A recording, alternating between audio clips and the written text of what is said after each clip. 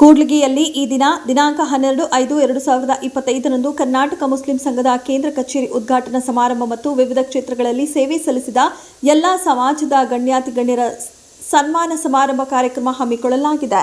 ಶ್ರೀ ಎಲ್.ಎಸ್.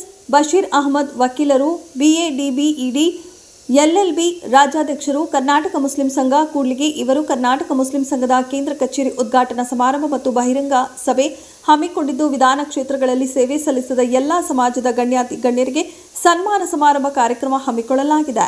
ಈ ಸಂದರ್ಭದಲ್ಲಿ ಮಾತನಾಡಿದ ರಾಜ್ಯಾಧ್ಯಕ್ಷರಾದ ಶ್ರೀ ಎಲ್.ಎಸ್. ಬಶೀರ್ ಅಹಮದ್ ಮಾತನಾಡಿ, ಸಮಾಜದಲ್ಲಿ ಶೋಷಿತರಿಗೆ, ನಿರ್ಗತಿಕರಿಗೆ ನ್ಯಾಯ ಕೊಡಿಸುವುದು ನಮ್ಮ ಸಂಘಟನೆ ಮುಖ್ಯ ಗುರಿ ಎಂದು ತಿಳಿಸಿದರು. ಕರ್ನಾಟಕ ಮುಸ್ಲಿಂ ಸಂಘ ಕರ್ನಾಟಕದ ಮೂಲೆ ಮೂಲೆಯಲ್ಲಿ ನಮ್ಮ ಸಮಾಜದ ಹೇಳಿಕೆಗಾಗಿ ನಾವು ಶ್ರಮಿಸುತ್ತೇವೆ ಎಂದರು.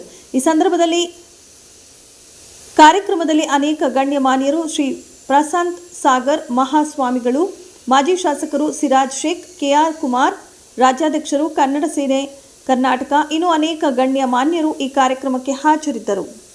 ವರದಿ ಗುನ್ನಳ್ಳಿ ಶ್ರೀಧರ.